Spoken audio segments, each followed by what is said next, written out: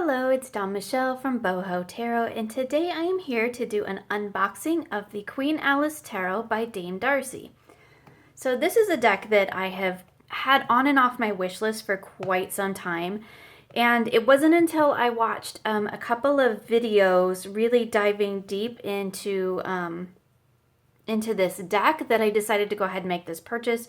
One of those is a video that Sadhana did comparing this deck to the actual Alice stories. So I will link that video below because that was really a lot of fun and very informative, and actually was one of the videos that really tipped me over the edge of going ahead and making this purchase. And of course, I am going to be doing a junk journal for this deck because I think that it's just going to make a wonderful journal with all of the Alice and Wonderland stuff that you can pull into that journal as well. So without further ado, let's go ahead and talk about this beautiful little deck. So it comes in this lovely box. You can see here, and it has a part of a Lewis Carroll poem on the back. It says, "Long has paled that sunny sky, echoes fade and memories die. Autumn frosts have slain July, still she haunts me phantom-wise. Alice moving under skies never seen by waking eyes." And that is part of a poem by Lewis Carroll. So this beautiful little addition to the box. It is a magnetic closed box, which is really nice. It's a great box for storing. Opens up. We have lovely insides with the Cheshire Cat and the deck sitting on this side. Let's go ahead and pull that out. And here we see that the deck is, of course, gold or silver gilded. Not my favorite. If you've watched my videos, I'm not a fan of this shiny gilding, but you know, that's okay. I guess it does work well. Here's the beautiful backs, which of course are reversible. So this is a deck, let's see, it is not in order, and I have seen that in other unboxing videos, so we're just going to go through it in the order in which it's in. We do have at the back here, it looks like an art card. We have a picture and the artist card here.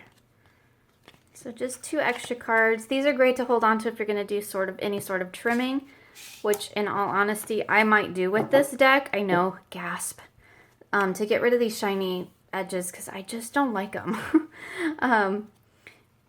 Anyway, whoop, bump the table. Anyway, so this is a deck that I've been excited to get a hold of because I am looking forward to exploring the artwork in terms of the stories and how that will tie into reading. So I think that's going to be a really interesting journey with this deck, and is really my intention for working with this deck, is to dive deep into those stories and into the artwork itself and how it relates to readings, and to tie the readings back to the Alice stories, which I think is going to add a really interesting level to the readings. So that was the main reason why I went ahead and purchased this deck. It's a very thematic deck. So of course all of the images are from the Alice stories. And I think that this is going to be a deck that's going to be really great for doing some deep dive work into, because I think between the artwork itself and the background of the stories, and then you combine that with tarot, I think it's going to make for a really interesting deck for some deep dive work. So let's go ahead and just take a flip through these cards. Like I said, they do not come in order, so hopefully we have them all here, but we're just going to flip through them as they have come to me. So here we have the Fool. We can see Alice going into the dark hole here. The Emperor. Strength at position 8. The Hanged Man.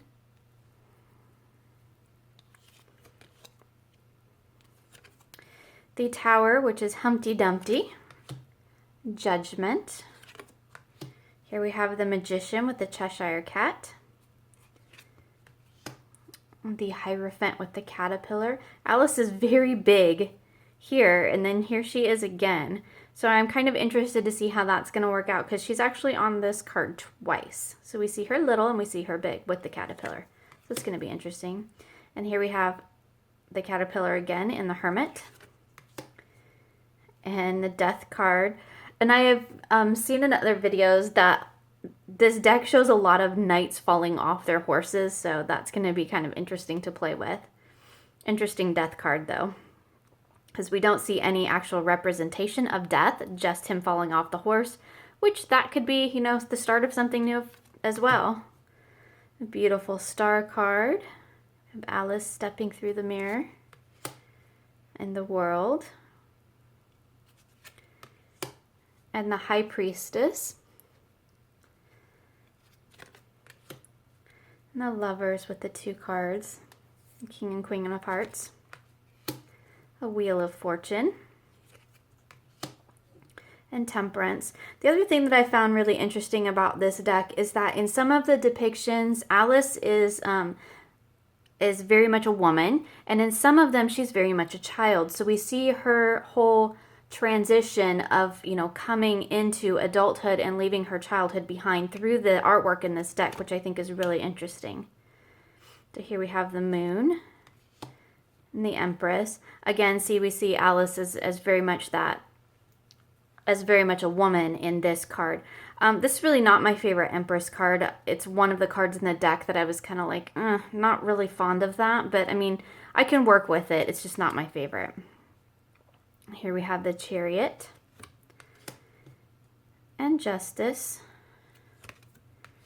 and the Devil with Tweedledum and Tweedledee and the Sun.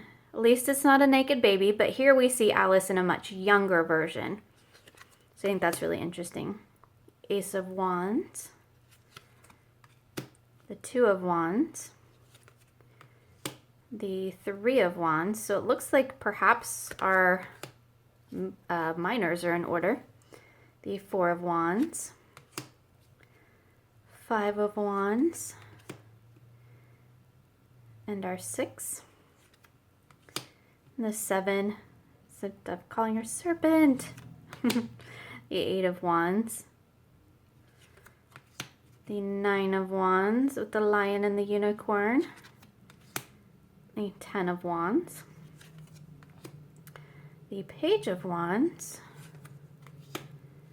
Knight of Wands,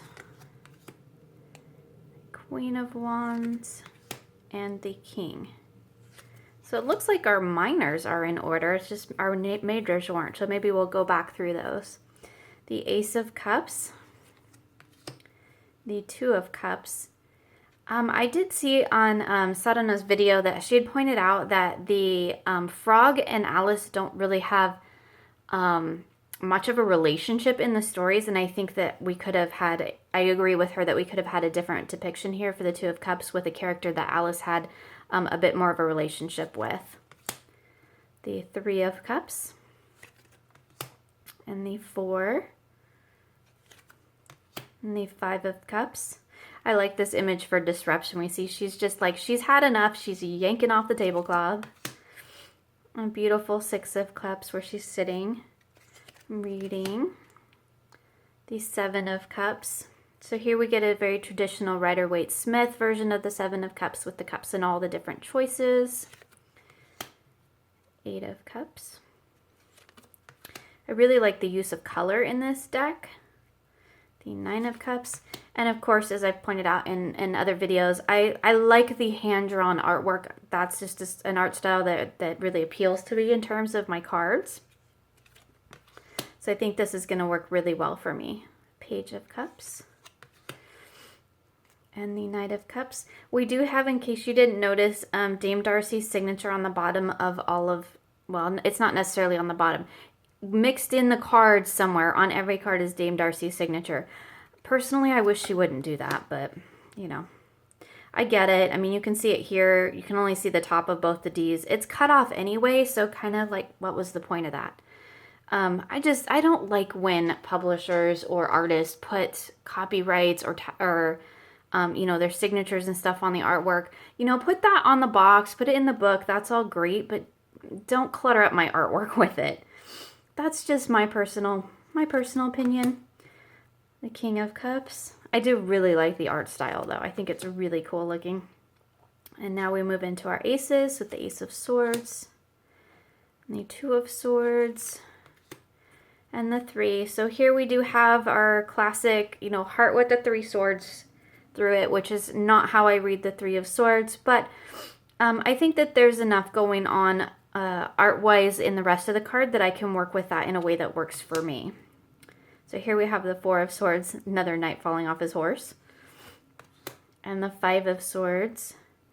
This one I really like because I like all of the cards and the swords all coming at her. I think that that's a really great depiction of the 5 of Swords. Here we see the 6 of Swords, and the 7, and the 8, and the 9. I like this for the 9 of Swords. She's cried herself an ocean of tears. The 10 of Swords with Humpty Dumpty making an appearance again. And the Page of Swords. And our Knight. And our Queen. This is another card that I wasn't really fond of the depiction of the Queen of Swords. You know, she's crying. She's like got the sword and the cake, and it's just not the way I see the Queen of Swords. I mean, I can work with it, but it's just one of those other ones that I just really wasn't fond of. And the King of Swords. Love this for the Ace of Pentacles. That is so awesome. The 2 of Pentacles, another great card with for the 2. You've got the mirrored reflection here. I think that's fabulous. And the 3 of Pentacles. The 4, and the 5, again we see her crying her ocean of tears. And the 6, the 7, the Carpenter and the Walrus, and the 8 of Pentacles. I do like this 8 of Pentacles just because I like that the ink is pouring into making all these pentacles. I just think that that's a really cool illustration for the 8 of Pentacles. And here we see the 9 with all of the roses and the pentacles. And the 10. And our Page. And our Knight. Beautiful Queen of Pentacles. This is always one of the cards I look at in a deck. And the King of Pentacles. I really like this purple color that she's added it here. I think that's really beautiful in the King of Pentacles. So there you go. So that is a quick walk through the Queen Alice Tarot. Let's just take a look here. Do we have all of our majors? I don't like it when they don't come in order. You know, I get maybe that these have been gone through. They weren't, you know, obviously, as you saw, because I just unboxed it, they weren't like shrink wrap, so maybe they've been gone through to make sure that they're all here, and that's fine. I don't have a problem with that at all, and I think that, especially for indie decks, I think that's a great thing as a creator. You should do that just to make sure that every deck you're selling is a complete version, but I would prefer that it be back in order because now I have to put it back in order to see if it's there. So we have the Fool. Find our Magician. Some throwing cards around. These cards are glossy laminated, so they are a bit slippery. The High Priestess, yes, she is there.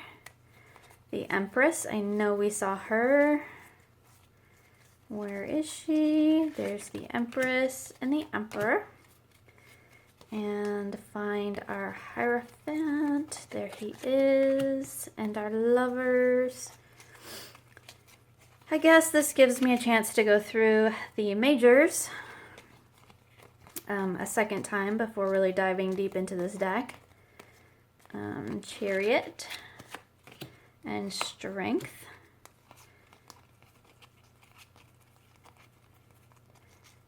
Did I miss our Hermit? I know he's in here. I saw him earlier. Oh, there he is. I keep going by him. He has a very 70s vibe to him. He's pretty cool. Very 70s. Where am I at? Hermit Wheel. There's the Wheel of Fortune. And Justice is right there. And then we have the Hanged Man. And Death. And Temperance. And the Devil. The Tower. The Star. The Moon. The Sun, Judgment, and the World. Okay, so now that they are actually in order, let's take a quick flip through them. So Fool, the Magician, the High Priestess, Empress, Emperor, Hierophant, Lovers, Chariot, Strength, Hermit, Wheel, Justice, Hangman, Death, Temperance, Devil, Tower, Star, Moon, Sun, Judgment, and the World. Okay, so there we go. Now we have our arcana in our major arcana in order, and I just feel a little bit better about that. So like I said, this is a deck that I'm really excited to dive into. I am going to be doing some deep dive work with this deck. I am going to be creating a junk journal for this deck. So it is going to be a whole adventure, and I am really looking forward to doing that. I will, of course, be doing some videos on it as well so that you all can follow along. So there you have it. That is just a quick peek of the Dame Darcy's Queen Alice Tarot. Thank you for joining me, and I look forward to seeing you again soon for more creative tarot for an inspired life.